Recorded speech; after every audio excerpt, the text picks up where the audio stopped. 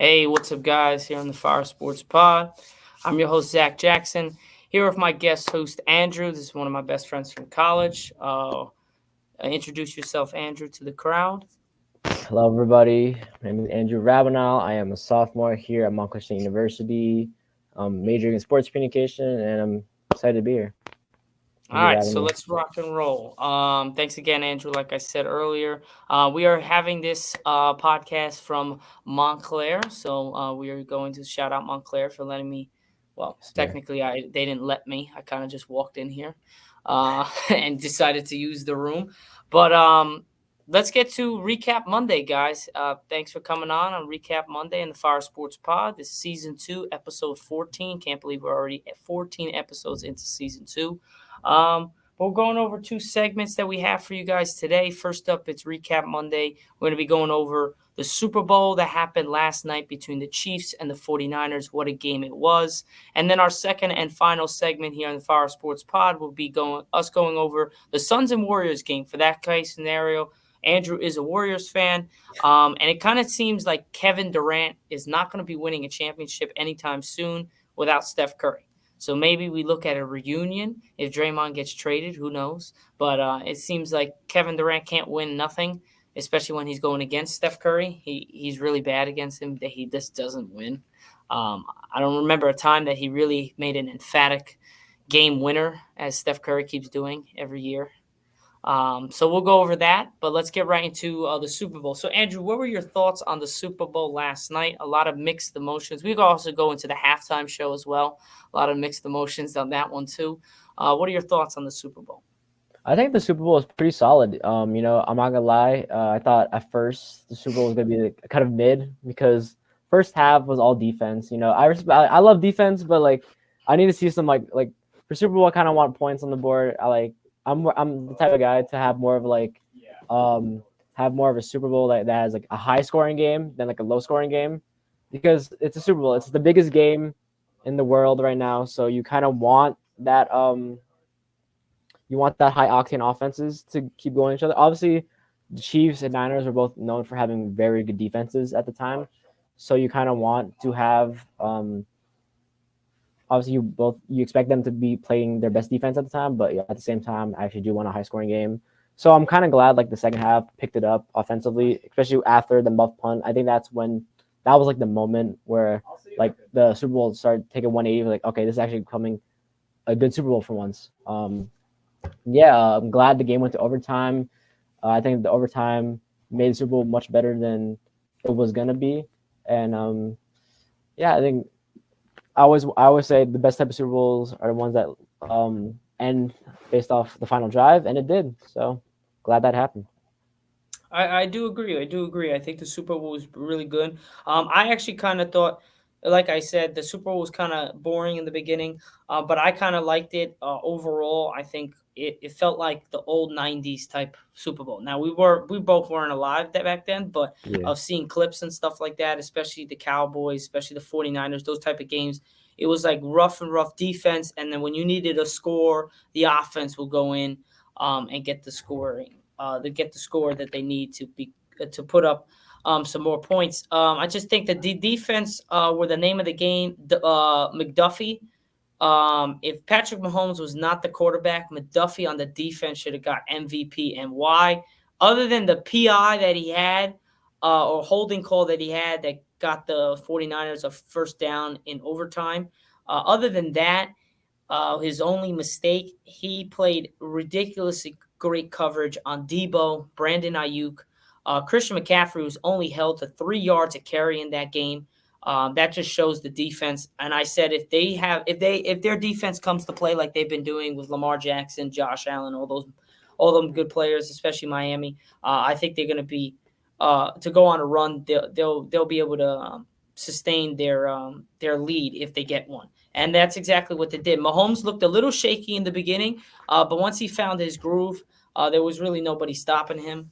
I think Pacheco was a great outing for them, at least to get the ball going. He showed it last year in the Super Bowl. He was a big difference maker last year, and again this year by running the ball, getting gritty first downs. And Travis Kelsey, second half, fourth quarter, he put on a show. He came to play like he always does, and without him, we're looking at a different situation. And then who would have thought Hardman comes from the Jets, and the Jets give somebody a player that basically won the game-winning Super Bowl touchdown, which was pretty funny.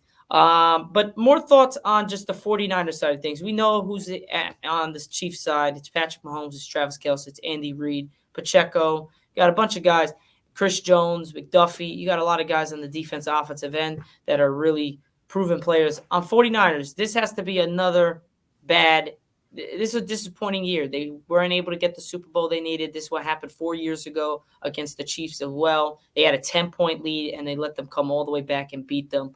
So what are your thoughts on Brock Purdy? And are the 49ers now just going to be like a team will make it to the Super Bowl but won't be able to deliver the goods at the end? Because they had the game, and I think they should have won the Yeah. game. They had multiple opportunities to win this game, and they just could not get the ball. They had multiple turnovers, and they just went nowhere with the football. And now that has to be credited towards the defense and the defensive coordinator.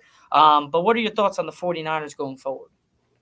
I think right now 49ers are actually still in a good place. I just think Brock Purdy, I think he's going to be a good quarterback. He's still going to be a good quarterback within the next season and a couple seasons going after that. But I think it's just this is where I feel like, for me, in my perspective, it all comes down to experience. Obviously Mahomes, this is like his third Super Bowl already. Yeah, Third this or is his fourth, third. fourth, This is his no. third They win, yeah, third win. I think the this is fourth his one. fifth Super Bowl.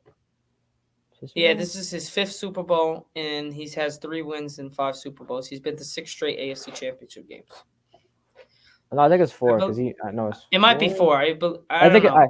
but I'm saying Mahomes has been in multiple Super Bowls already with different teams, so he's obviously seen different looks and everything. So here he has that experience, so he knows what to do when things go south for the Chiefs. Obviously, like the first half, and nothing was going well for them. In the second half, they turned it up. That's what I think.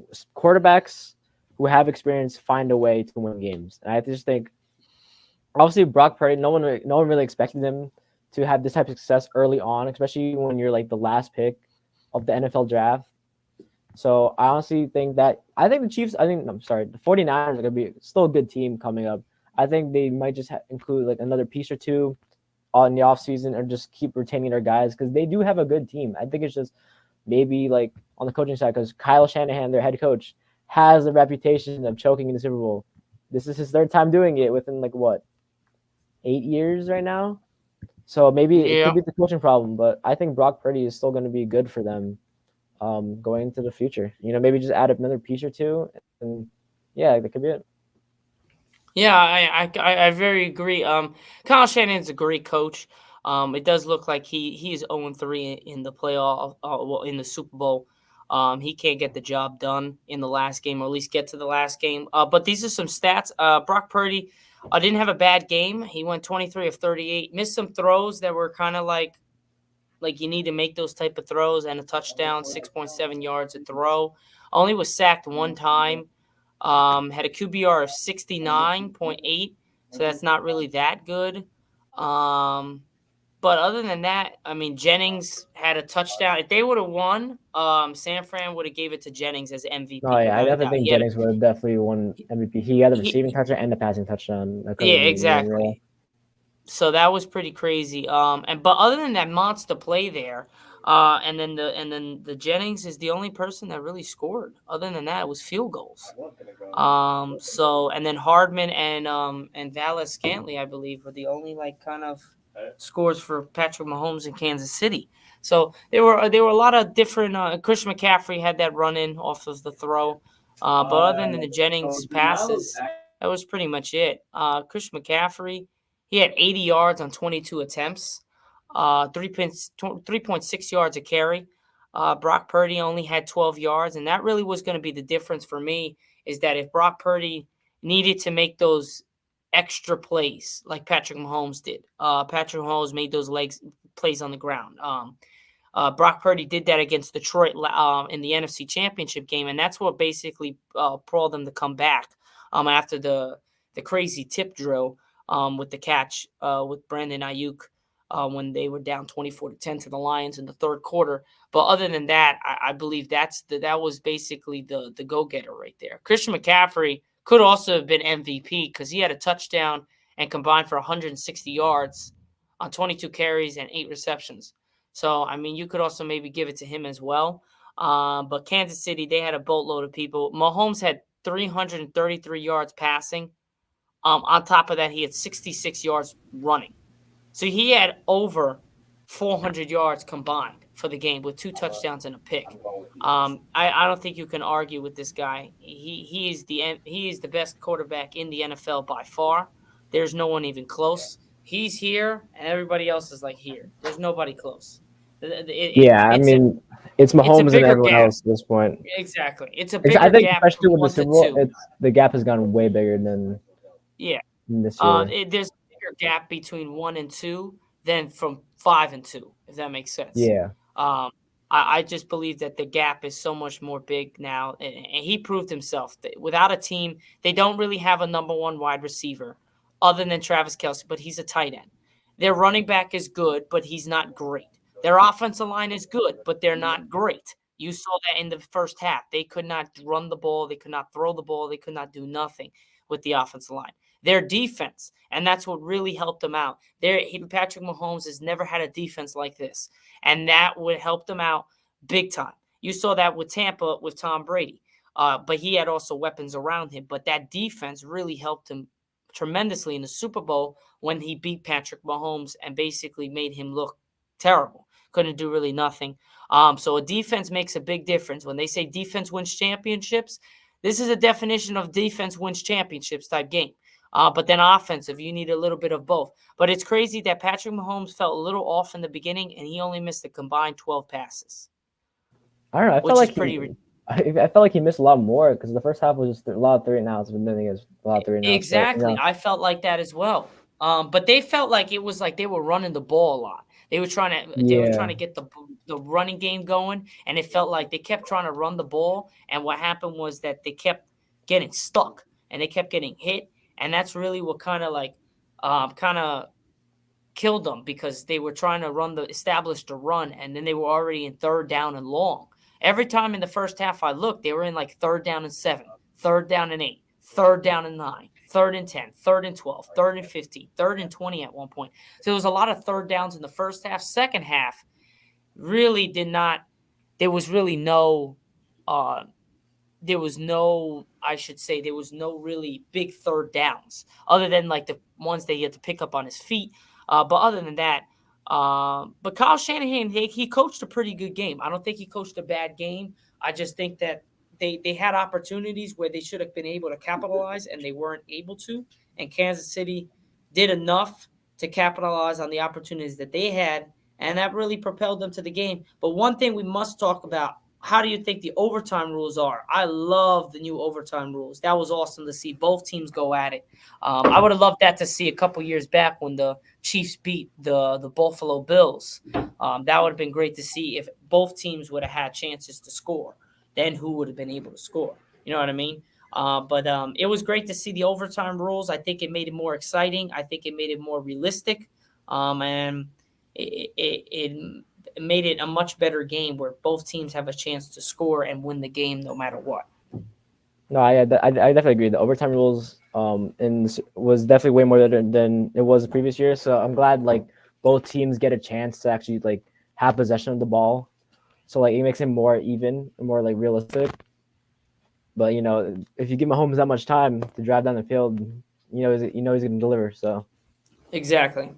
I don't know if you heard about like that article. Like there's an article about something like, oh, like some of the 49ers players didn't know the Yes, overtime. I was I'm like, I was how do you actually going to not cover that. know the overtime rules Yep. to I was going to deliver? cover that on my TikTok today. I had that. I had Yeah. that up of one of my pictures. But yeah, I don't know. I don't know. And that they should be embarrassed. As Stephen A. Smith said today on First Take, it's abysmal. It's ridiculous on how you are the coach. You're supposed to be this guru of an offensive thing, and you're supposed to be the head coach of the 49ers, who have one of the best defenses in the league and one of the best high-powered offenses in the league. How the hell do you not tell your team and make sure they know, hey, This is the overtime rule. So that's on him. And then also the players. Are you blind? Can you not read?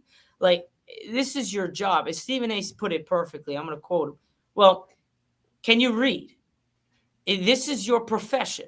Why the hell are you not able to read and maybe be a little smart? And that's why I think most NFL players are nutcases, because I don't understand how you could go into the Super Bowl, the biggest game of the year, redemption for some players from the previous years of when they lost to the 49ers. How are we going to not know the rule book? That to me doesn't make any sense, and that is unacceptable. And for that, they should be embarrassed, and the whole franchise and organization should be embarrassed, since they're going to be complaining about that post game of the Super Bowl. I'm sorry, you're just jealous that you couldn't get the job done, and now you're going to blame that you didn't know the thing. Come on, that don't make any Yeah, I feel sense. like it's just the that the whole 5 stages of grief, like stage one anger and stuff, like denial and stuff like that. I feel like they're right now they're just like all like every team I feel like makes reasons to why like they don't win the championship. I feel like every time someone wins a championship, there's always like an article that comes out a day or two later, like, oh, this player was injured or like didn't feel like 100%. So they always there's new reasons every year every time someone wins a Super Bowl that they give reasons to why they didn't win. But that's kind of a Oh yeah, dumb reason. Like, oh, we didn't know the overtime rules. Like, how come the overtime rules in the playoffs? Is that overtime rules in the Super Bowl are the same thing as the playoffs? So you've been in the playoffs for like 3 weeks right now. So how come you telling me you didn't like at least have one day where like this is overtime rules, this is different than regular season. So how do you not know? Like, come on, exactly. that's like that's just bad. That's just bad coaching decision because it's on the head coach for not knowing. Yeah, and Just it's leave him also in there. it's not really that he didn't know, it's him not telling and making sure that his players knew. And Yeah, that's really the problem. You cannot know all you want, but if your coach knows, which he should know, and that's if he didn't know, there's an even bigger problem there, and that has to be looked at. But I don't know. I just think that a lot of 49ers fans, I don't want to hear anything about this stupid Taylor Swift shit. I went berserk on my TikTok last night, just literally screaming at people. I said, "Yo, if you tell me one damn thing about one, I'm sorry, but I don't believe the NFL is scripted. I don't care what, and I don't care. No offense, Andrew. I don't care if you even agree with that. I don't give a flying fuck. It cannot be scripted. Why? You can't fake emotion. You can't. They don't get paid to act. They get paid to play. You cannot fake injuries. Well, yes, but some of them, when you see it on the field, you can't fake those. You no, your you your can't like knee this. your knee doesn't pop, and that's a fake injury. Your ankle doesn't snap. That's not fake. You can't fake that. You can't fake throwing a pass overhead is not being scripted. Do you know how hard that is? Oh, yes, they're professionals. This is their job.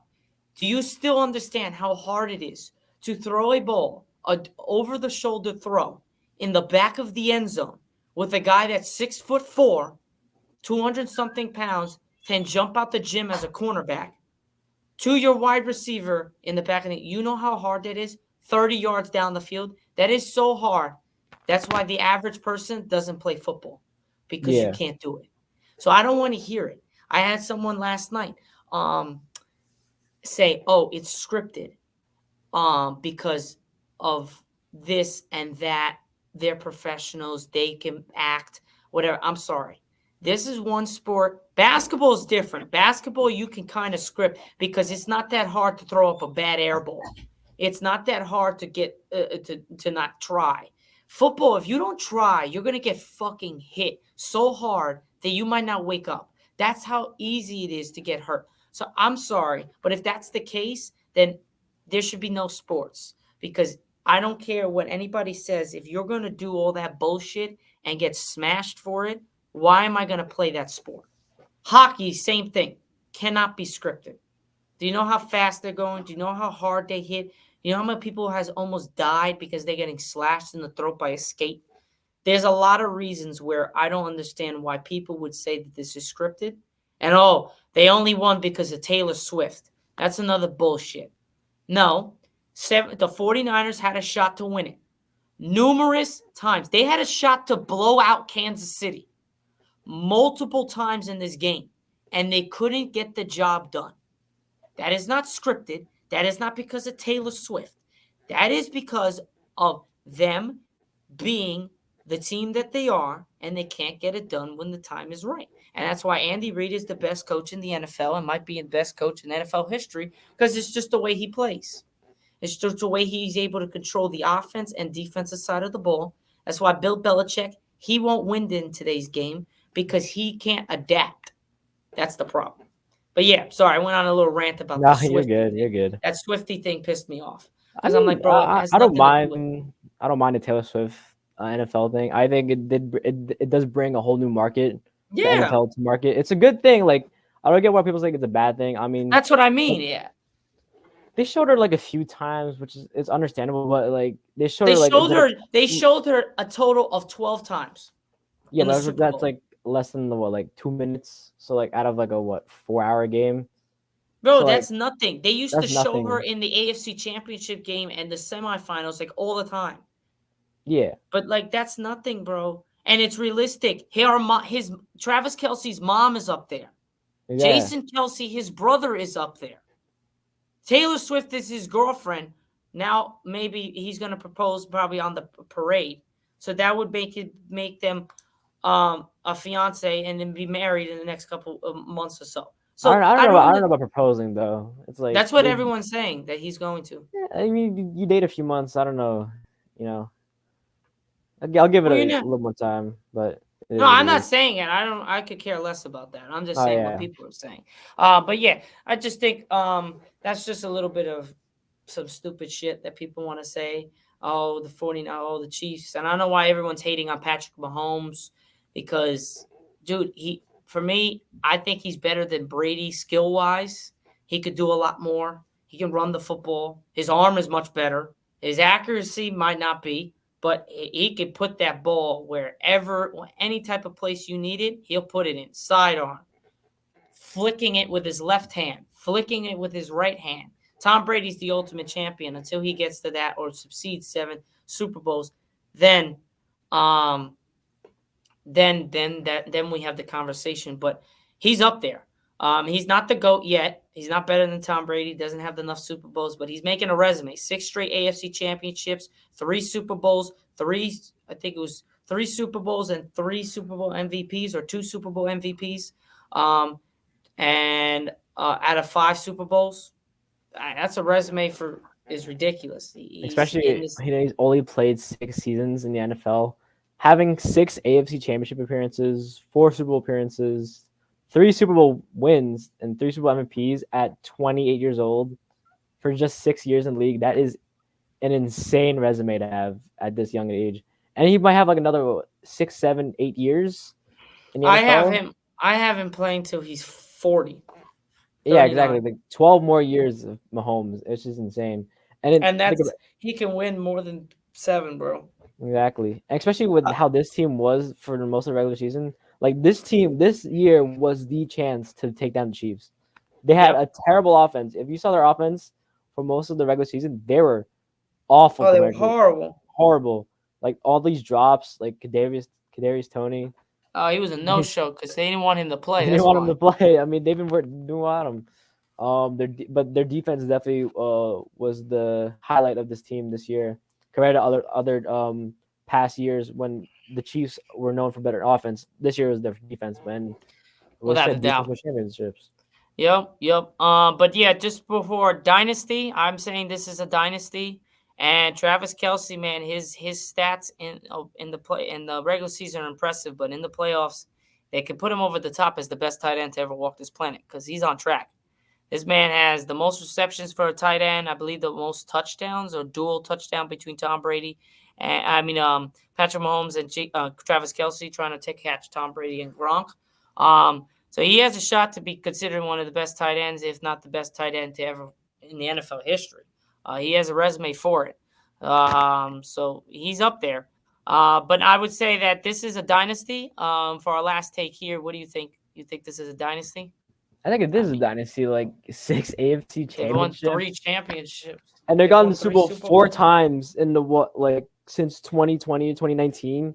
which is insane. And I Like that's think not. both of the ways that he did not make the Super Bowl was because he lost to Tom Brady in the AFC Championship game. And he lost to Burrow and one of them, but still, that is a Oh yes, very he lost he to lost to Burrow. New England his first year, and then he lost to Burrow, and that's why he didn't make the Super Bowl. And then he lost to Tom Brady in the Super Bowl when it was in Tampa.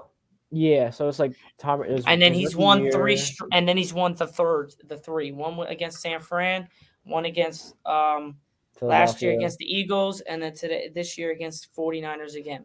Uh, So yeah, I would say it's a dynasty too. yeah, it's hard to not call this a dynasty. Like you call everyone called the Warriors the dynasty when they won 4 championships in 8 years, and they're on the Chiefs are on pace to win 4 in 7. So I mean, who knows? They might win again next year. That's a three-peat. I would It's a say that's the three-peat. greatest NFL team in NFL history, or greatest quarterback.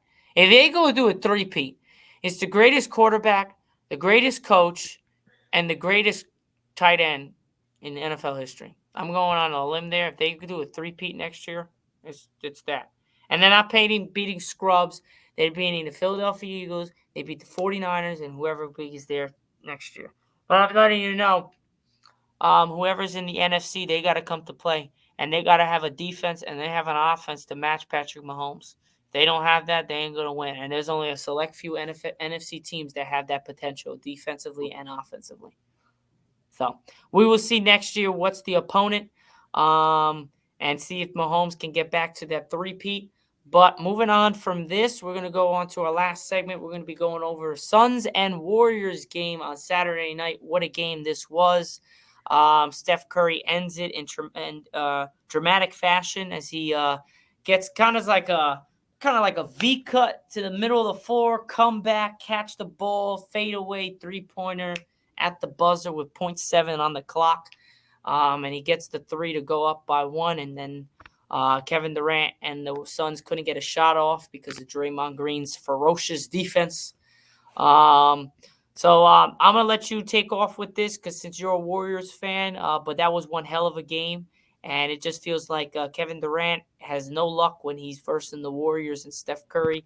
And Golden State just shows that no matter what team, no matter what game, they can beat anybody in this league. And that's the same thing for my Lakers as well.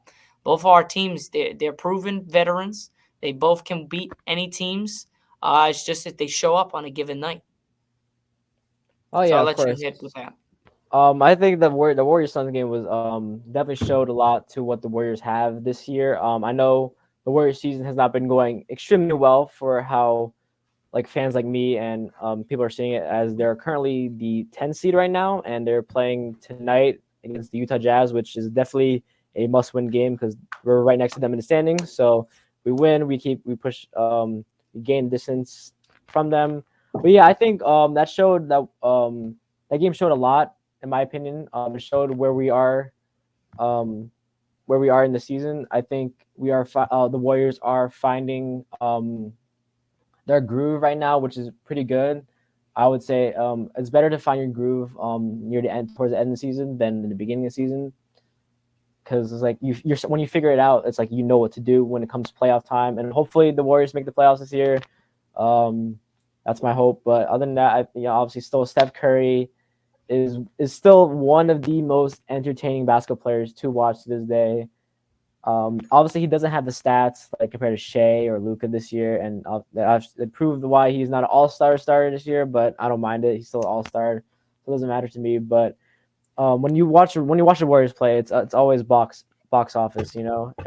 If Curry goes off in a national television game, everyone's tuning their eyes into it, which is like which is insane. At 35 years old right now, and he's turning 36 next year, he's still playing at the level of like a superstar, which is like insane thing about because most superstars in like 35, 36, you start to see them, dwindle in their like abilities. They're still good, but like not as good as they once were in the primes. But like stars like Curry and LeBron have shown why, like they're like outliers when it comes to superstars because they are still playing their best basketball at this old of age. Like Curry's 35, LeBron's 38, 39, 38, 39. No, 39. 39, and they're still playing amazing basketball today. 39. And I was like, the faces of the NBA are Curry and LeBron because they are the most entertaining players to watch to this day. Because if the Warriors or Lakers play any team, a lot of people are still going to watch them because they have LeBron and Curry. So that's my thoughts about it. The Suns and Kevin Durant. Kevin Durant's still an amazing player, but I think it's just he's just had a bunch of bad luck ever since he left the Warriors. I know maybe it could have been some sort of like um, karma because of what he did. But I'm still appreciative of him giving us 2 championships. Wish it was 3, but injuries got the best of us. That 2019 finals against the Raptors. But he's just been getting bad luck the past years. The net there with that Nets big 3, Kyrie, Harden were injured that 2021 series against the Milwaukee The Bucks, which Bucks, yeah. if they were fully healthy, they might have won and could have gone to the finals. Who knows? And then And they had Kyrie 2022, Irving too. yeah, That Kyrie got Irving hurt too. too, and then the next year after that, Kyrie Irving, Kevin Durant could not hit a single thing, or they could not win a single game against the Boston Celtics, which eventually lost to the Golden State Warriors. And yeah, I think now with the Suns, it's just I think with the Suns now, I think Devin Booker and Kevin are like the same player, so they need the ball heavily in their hands to be good. I just think that doesn't work out right, especially with Bradley Beal. Like all of them are like ISO guards or ISO Yeah. players. So like they're good one-on-one, but like in a team perspective is like you're gonna give the ball to one person and you already know who is like who they're gonna give it to. So that's why I feel like the Yeah. Warriors worked when KD had him because Steph Curry was able to sacrifice his role in the offense just so for Kevin Durant to get his shots up. So that's my Mm-hmm. opinion on it. Yeah, I agree. Did tremendously. I do. We were talking that both our Lakers and Golden State had the 2 best. To me, I don't care what anybody says. LeBron and Curry are still top 5 in the league without a doubt. Um, I to be honest would take LeBron and Curry over any of these guys. Why? Because of experience. And when you go into the playoffs, I'm sorry, Shea and Chet, you guys have no experience in the playoffs in those games. You're gonna fold. Sacramento did the same thing against your Warriors last year. They should have beat you guys, and they folded because you got Fox, you got Monk, you got Sabonis, all very young, inexperienced. Kevin Durant, Devin Booker, Bradley Beal. Reason why they won't work: they're never healthy enough. One, two, they all are scorers. 3, when the hell have you seen in the last 5 years Kevin Durant, Devin Booker, and fucking Bradley Beal play without the ball? None, because John Wall hasn't been on the Wizards in the last 5 years, and until now he's on the Suns. Kevin Durant has been with the thing, but he's been the rock because Kyrie and James Harden could not stay healthy. And then Devin Booker, Chris Paul, DeAndre Ayton. DeAndre sucks. Chris Paul was old, so it was just Devin Booker. He had the ball. So that's what I'm trying to say. Like you said, I agree with you. It's not going to work because it's too ball dominant.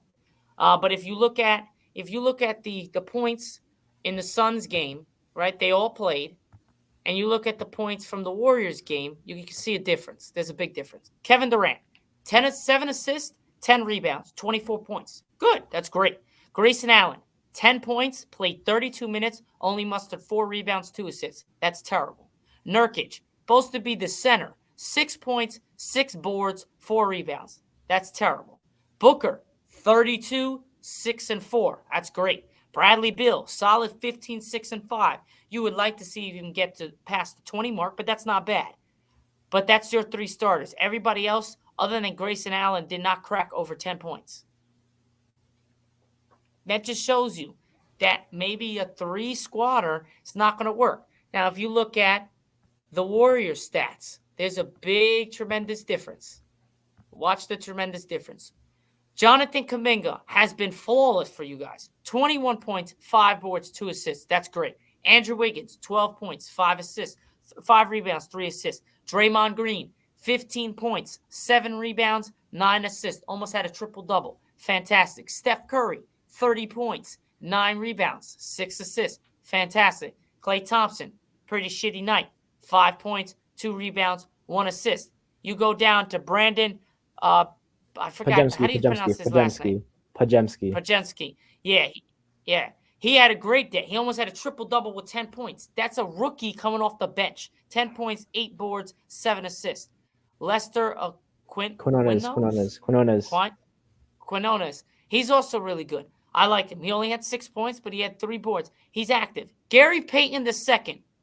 Who? I haven't heard his name in forever. 11 points, 4 rebounds, 2 assists coming off the bench. See the difference? There's a big difference from that Suns to that Warriors. Other than Klay Thompson and Lester, who I named, everybody else had over 10 points.